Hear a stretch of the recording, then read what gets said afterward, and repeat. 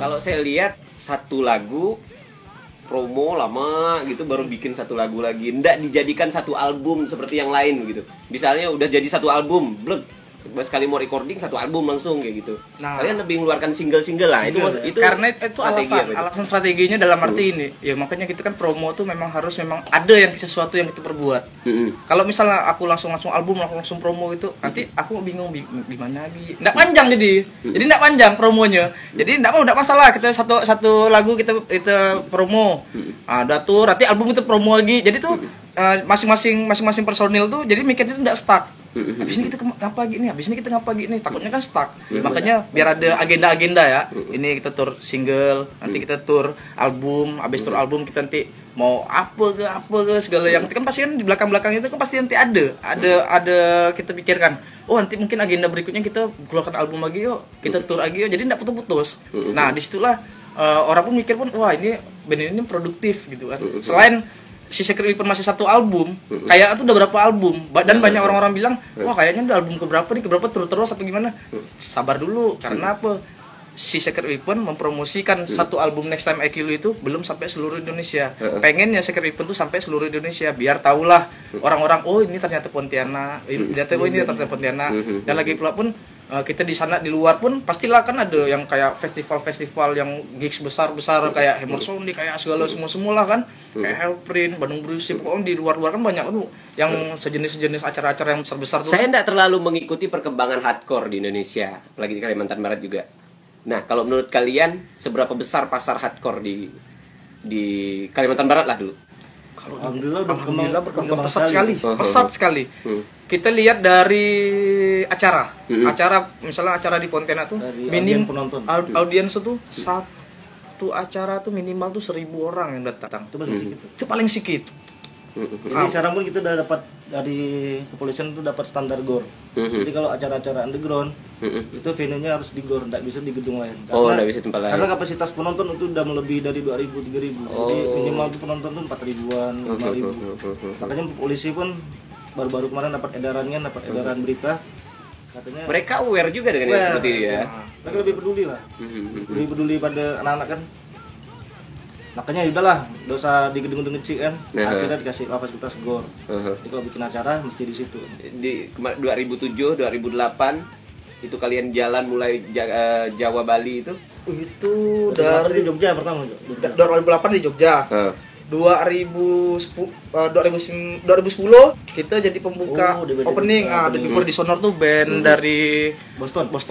Nah, jadi hardcore di sana tuh datang ke Indonesia. Jadi alhamdulillah Secret Weapon jadi pembukanya. Jadi openingnya. Nah, setelah itu baru turnya pun dari Pontianak ke Jakarta, Jabodetabek tuh, di Jabodetabek baru ke Jawa Barat. Jawa Barat, Jawa Tengah, Jawa Timur, ke Bali, habis itu ke Lombok, itu balik lagi, nanti pergi lagi, udah pergi, saya nanti di Jakarta lagi diundang, nanti main-main di mana-mana terus, pokoknya memang benar-benar satu kali jalan langsung hajar semua, langsung hajar semua. Soal itu sayang, kalau kita dari sini kan kesana kan jauh, butuh biaya yang lebih besar, dan mungkin kita pun bisa ngaca dalam arti wah band aku ini belum sebesar kayak gimana sih. Pokoknya pada intinya kalau kau ngundang satu kota, aku maunya berapa kota, ngambil 5 kota atau 6 kota. Karena apa? Biar biayanya lebih kecil. Kalau misalnya untuk undang sendiri itu kan pasti besar tuh biayanya tuh. Makanya kan ya satu daerah tuh aku harus satu kota lah, aku harus ngambil 5 event atau 3 event minimal. Biar ringan lah budgetnya kan, istilahnya. Indie itu harus lincah benar. Harus lincah. Bahkan pun kita dulu tuh awal-awal 2009 2010 ya. Kita berangkat pakai kapal aja. Pakai kapal. Serius, pakai kapal. Lebih ekstrim. Lebih ekstrim. Berapa kali pakai kapal, tapi alhamdulillah sih pesawat lah, alhamdulillah. Buah dari perjuangan itu. Makanya pengorbanan tuh pasti ada hasil. Pasti, itu udah pasti dah. Tapi asal baliknya kayak kita nyagi lah, apa gimana kan. Dan kenapa sampai mau turun mau keluar kota alasan tuh masih banyak. Dan kan anak-anak enggak ada pekerjaan nih. Kalau kau mau ada kerja, enggak dapat duit dari band, kau harus bisa dapatkan dari clothingan. Clothingan dalam arti kau harus produksi merchandise. Oh iya, kalian sebelumnya memang penggiat clothingan, bisnisnya itu. Jadi bisa sinergi antara band kalian dengan itu ya.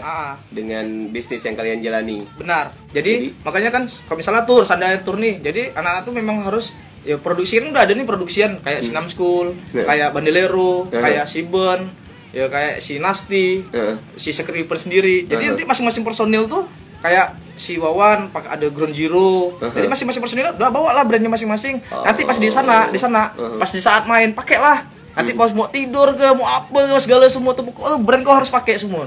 Karena apa? Karena itu kan kita kan sebuah promo kan kita mau bayar orang tuh tidak mampu. Udahlah kalau misalnya mau promo udahlah kita promo sendiri ya lah apa gimana kan.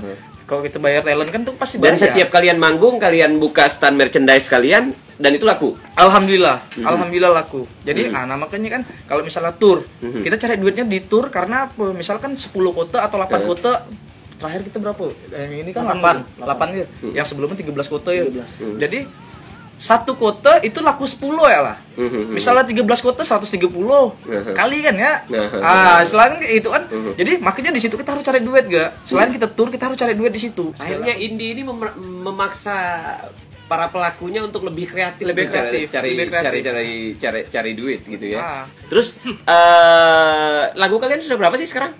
Ada 11 ya? Ada 11. Satu album tuh 11. Satu album tuh 11. Tapi sebelumnya sih udah banyak dah. Udah banyak. Cuman pas kan kita kan pastilah kita pilih-pilih lagi kan, pilih-pilih lagi lagu-lagu yang mana yang wajib kita harus keluarkan. Dan sudah kalian launching kan itu? Udah, alhamdulillah udah. Pas di 29 Agustus 2015 kemarin.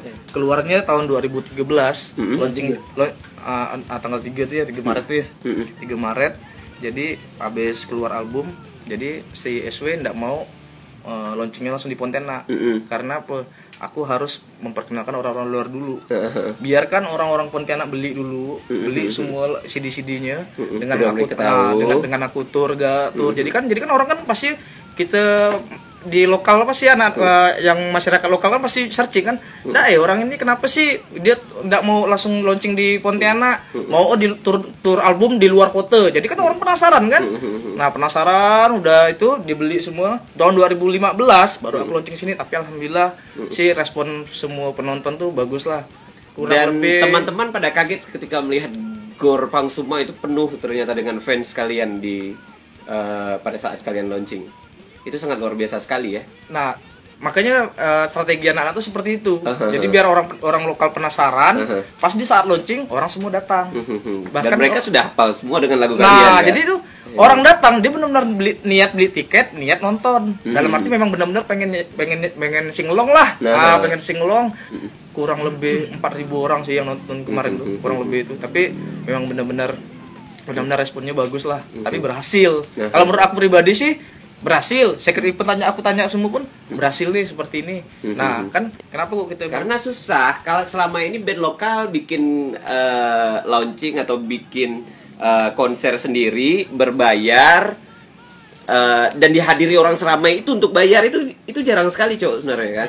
Nah, dan kalian bisa melakukan itu merupakan sesuatu hal yang saya pikir itu sangat luar biasa untuk di Pontianak. Dan mudah-mudahan ini bisa menjadi kalian bisa menularkan ini kepada kawan-kawan yang lainnya karena kita memang sudah pernah berbincang-bincang sebelumnya. Kita pengen Pontianak ini rame gitu, rame dengan orang-orang yang kreatif, rame dengan orang-orang yang penuh karya, ramai dengan band-band yang bisa muncul ke permukaan gitu. Kalau menurut kalian sudah mencapai apa yang kalian inginkan belum dari niat awalnya?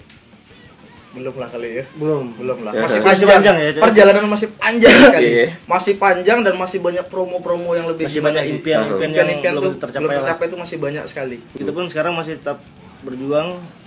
Ya, kita ngeband, kita jualan merchandise, jualan clothingan. Kita pun ingin buktikan kita bisa bertahan hidup dengan cara seperti ini. Luar biasa. Biarpun kita di awal-awalnya sih kan kalau kita udah berumah tangga pasti kan dianggap bagaimana sih kan? Apa sih kerjaan suami kamu kan? Paling pedagang kaos. Sambil curhat nih. Iya, benar-benar sambil curhat kan. Alhamdulillah nyatanya kan kita coba bertahan, tetap ngeband yang diiringi berjualan kaos kan. Alhamdulillah pun bisalah buat kehidupan keluarga pun biarpun sebagaimana kan. Betul. Dan jelas tetap in style ya. Iyalah, harus lah. Memang harus. Dan kita pun tetap selalu masih semangat kawan-kawan yang lain lah coy. Harus lah. Biar kalau hidup kayak gini nih jangan takut kan. Jangan takut. Jalani ya apa adanya kan. Kalau kita mau tuh bisa. Biarpun kita bagaimana kan. Oh iya, kalian kemarin sempat tur juga ke Malaysia. Malaysia itu kemana-mana aja kemarin? Ke Kuala Lumpur. Rangkaiannya kemana? Kuala Lumpur, Malaka, Penang. Habis itu Medan, langsung ajar ke Sumatera tuh. Medan, Dumai, Pekanbaru, Kerinci itu ya. Nah, itu habis itu ke Batam. Batam ke Jambi langsung ke Jakarta, langsung balik Pontianak. Saya bisa katakan kalian salah satu band indie Pontianak yang udah main di luar negeri nih, saya pikir nih. Nah, sambutan mereka di sana yang di Kuala Lumpur, Penang dan Malaka itu gimana? Sebelumnya pun banyak ya band-band kawan-kawan kita yang underground yang udah mulai tur dari Kucing, Sarawak ke Seribu kemarin banyak. Ada beberapa band kemarin kan udah mulai tur dan SW pun dikasih info nih di jalur Malaysia lumayan bagus, sini kan udah lumayan ramai penjualan CD, merchandise tuh boleh lah di Malaysia kan. Jadi rekomendasi anak-anak yang udah mulai tur kan akhirnya Skrip pun awal 2016 kemarin mulai tur Malaysia, tapi anak-anak pengennya ya udah langsung ke Sumatera kan, sayang cuma Malaysia kan. Karena kita pun bawa merchandise tuh banyak. Hampir 3 karung ya. Hampir 3 karung, serius. Hampir 3 karung. Tapi alhamdulillah pas sampai kota terakhir tuh enggak dapat. Pas Jambi tuh memang enggak dapat. Udah habis semua. Dah. Luar biasa. Karena itu memang ya pada intinya kan kita kan promo. Dan mereka ada di antara mereka yang nonton itu memang sudah kenal dengan SW. Di Malaysia itu rata-rata ngeliatnya di YouTube. Oh iya, maksud saya begitu. Mereka sudah tahu tentang SW minimal di YouTube dan sebagainya begitu ya. Saya nyari di YouTube dan YouTube begitu live, itu kehebatan penonton orang-orang Malaysia. Itu kritis orangnya kan. Kritis dalam arti saat dia enggak mau beli CD, beli merchandise itu enggak mau dia. Dia mau lihat gitu dulu. Dia mau lihat dulu. Ayo kalau dulu lihat kita main perform bagaimana. Kira-kira dia asik, udah dari situ barulah beli CD, beli baju. Oh, di gini rupa Malaysia gitu. Daripada CD kita kemarin sampai ke seluruh Indonesia. Penyebaran. Jadi misalnya di kota A kita masuk itu. CD-nya aku dapat. Mana performnya orang-orang ini dan PR dari Secret Weapon wajib harus ke sana. Bagaimanapun caranya, kita pun harus kenalan dengan orang-orang di tempat itu. Karena apa? Di tempat itu, misalnya di kota A nih, itu tuh memang harus kita jadikan kawan. Inilah pertemanan gitu kan, pertemanan. Dan aku pun datang sini, bukan aku datang aku langsung balik, enggak gitu. Aku harus bersosialisasi lah dengan orang-orang setempat dulu, apa gimana kan biar menjalin hubungan lebih gimana lagi gitu kan.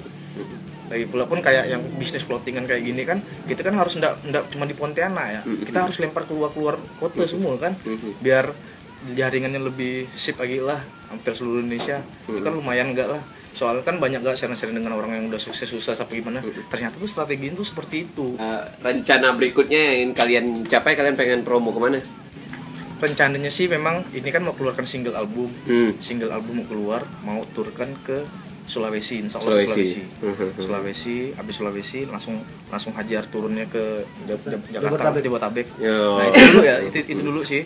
Nah setelah itu pulang ke Pontianak, baru kemas album lagi. Baru kemas album, baru tur album. Mungkin tur album kan yang keduanya insya Allah tuh kan kok bisa sih seluruh Indonesia lah. Amin. Jadi makanya awalnya ya kita harus satu-satu dulu.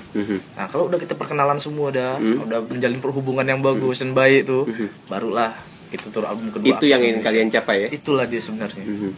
Dan lagi pula pun intinya orang-orang luar pun ayolah datanglah ke Pontianak, segala semua lah kan. Ini loh Pontianak seperti ini. Insya Allah lah orang-orang luar datang pun tamu datang dari luar, insya Allah lah kita memuaskannya bagaimana. Kita menunjukkan bahwa nih Pontianak nih orang-orangnya lebih gimana gitu, welcome, respectnya bagus lah gitu pada intinya. Apa yang pengen kalian sampaikan ke teman-teman yang lain gitu, yang maksudnya ada sesuatu nggak yang pengen disampaikan, pesan dan sebagainya buat kita? Paling intinya cuma satu, dipertahankan. Apa yang kita lakukan, apa yang kita kerjakan, ya udah pertahankan lah. Yakin pertahankan ya lah, mau sampai kapan. Bertahan dan dipertahankan. Harus itu ya intinya. Kalau kita tidak bertahan, ya berarti die lah. Nah, makanya nanti orang-orang ilfil, wah ternyata ngeband ada hasil, ada apa. Makanya Secret itu harus membuktikan seperti itu. Makanya bertahan dan harus dipertahankan. Oke, sip. Dan ini merupakan sebuah gambaran juga tentang bagaimana ketika kita ingin mencapai sebuah tujuan. Harus ada perjuangan, harus ada pengorbanan, dan tentunya untuk band-band Pontianak juga, yakinlah bahwa karya-karya kita tentunya pasti bisa kita promosikan sendiri, pasti bisa kita perdengarkan kepada orang lain. dan yang pastinya harus yakin seperti teman-teman SW. Kita pengen ngucapin terima kasih, Cok. Thank you SW, mudah-mudahan semakin sukses. Sukses di bandnya, sukses juga di bisnis clothingannya. Dan mudah-mudahan Pontianak ini orang-orang yang berkarya semakin ramai dan semakin ramai. Semoga perbincangan ini bisa menginspirasi paling tidak untuk diri saya sendiri. Jangan lupa subscribe channel YouTube Mencari Ilham untuk menyaksikan perbincangan-perbincangan berikutnya. Saya Ilham Kurniawan, mencari ilham, menggali inspirasi lebih dalam.